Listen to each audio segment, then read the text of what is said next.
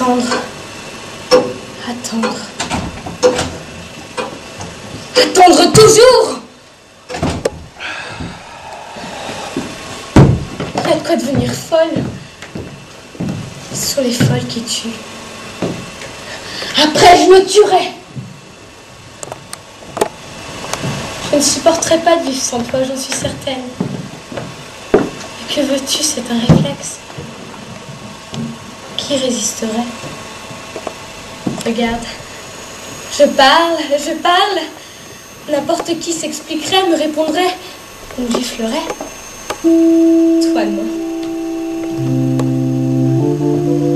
Tu joues! Ou alors tu fais semblant de jouer. Je donnerais cher pour voir ta figure derrière ce piano. Ta figure de diable. Une figure que j'adore, mais qui me donne envie de prendre un revolver et de te tirer dessus. Écoute, Émile. J'ai bien réfléchi. Cette nuit, j'ai décidé de tout te dire. Tu es habitué à ce que je souffre en silence, à ce que je la boucle. Et la mesure est comble. À 2 heures, je m'étais promis, si tu rentrais, de me taire, d'être gentille, de faire comme si je dormais, comme si tu m'avais réveillée. À 2h10, la torture de l'ascenseur et des voitures a commencé. À 2h15, ta sœur a eu l'idée géniale, lumineuse, de faire sa police, de voir si tu étais à l'hôtel.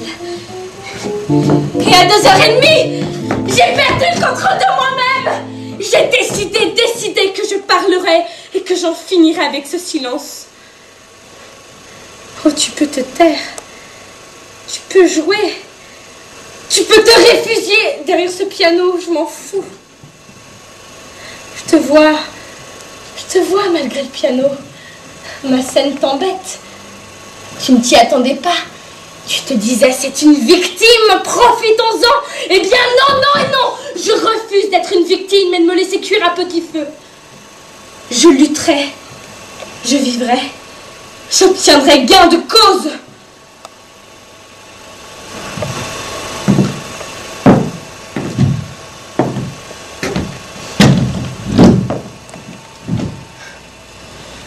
Je t'aime.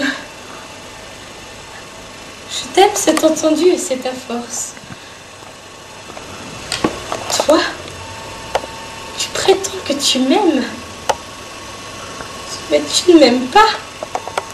Si tu m'aimais, tu ne me tourmenterais pas à chaque minute à traîner de boîte en boîte et à me faire attendre. Je me ronge. Je ne suis plus que l'ombre de moi-même. Un fantôme. Un vrai fantôme.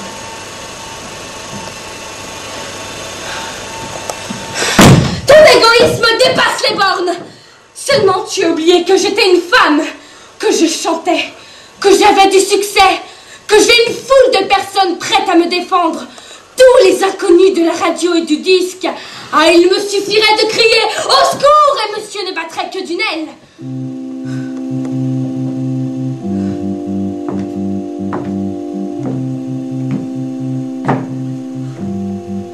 Émile, oh bon, continue.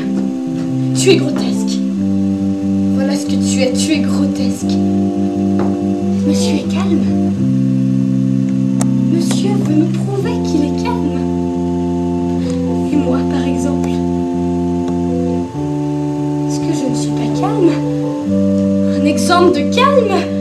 Je ne connais pas beaucoup de femmes qui garderaient leur calme au point où je garde le mien. C'est toi qui manques de calme. Je vois ta main qui tremble et tes jambes qui blanchissent. Tu crèves de rage parce que tu sais que t'as tort.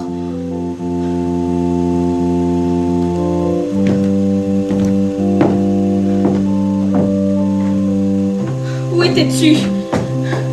Avec cette poule qu'à double de ton âge et qui s'habille au marché aux puces? Voilà la poule avec laquelle il me trompe. Encore j'apprendrai que tu me trompes avec une jeune fille fraîche, neuve, une petite que tu lances, que tu as dans la peau. Je ne dis pas que cela m'enchanterait, mais je te trouverais des excuses. Mais là, une vieille femme, même pas riche, et qui te rapporte quoi? Quoi, je te le demande? Enfin, les hommes sont fous. Fous et vicieux. Et funestes. Tu es funeste.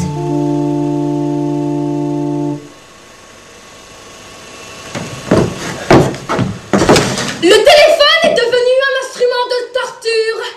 Il y avait la sonnette d'en bas, il y avait les clés dans la porte, il y a la pendule, et même le portable aujourd'hui.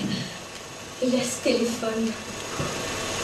Ce téléphone que je regarde, que je dévore des yeux. Et le silence. Jamais monsieur n'aurait l'idée où il se trouve, Dieu sait où, je préfère l'ignorer. Jamais il n'aurait l'idée de se dire, elle crève de rage toute seule à l'hôtel, je pourrais peut-être passer un coup de téléphone. Oh non, c'est trop de peine, il faudrait allonger le bras, prouver à la poule avec laquelle il me trompe qu'il y en a une autre à la maison. Sortir de ton mystère, de ton mutisme.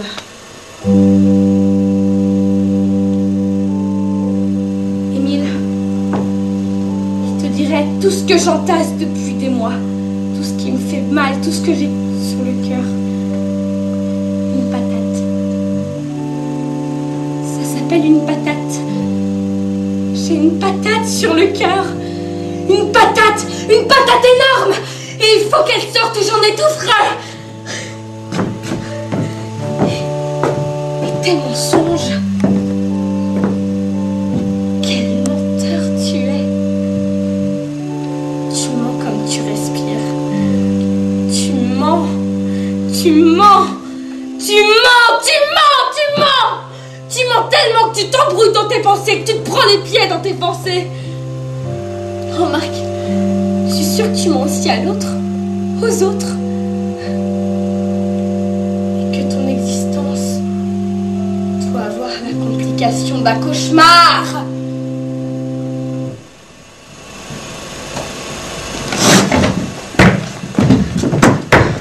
Émile, ne fais pas ça.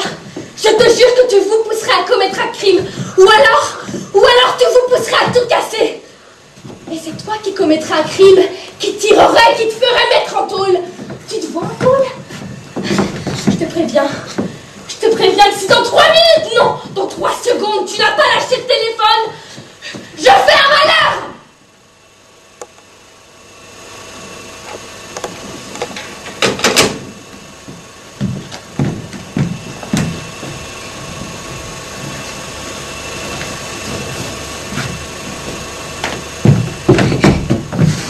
Tu n'as pas le droit. Émile, regarde-moi. Pense à tout ce que j'ai fait pour toi. Non, c'est pas ce que j'ai voulu dire. Pense à tout de souvenirs, de tendresse. Pardon. Je serai sage. Je me tairai, là, je me tairai. Je te borderai, je te coucherai. Mais je t'en prie, reste. Je mourrai s'il fallait t'attendre demain ou après-demain. Regarde-moi, je t'en prie. Tu peux mentir et me faire attendre, mais je t'attendrai, je t'en prie. Émile!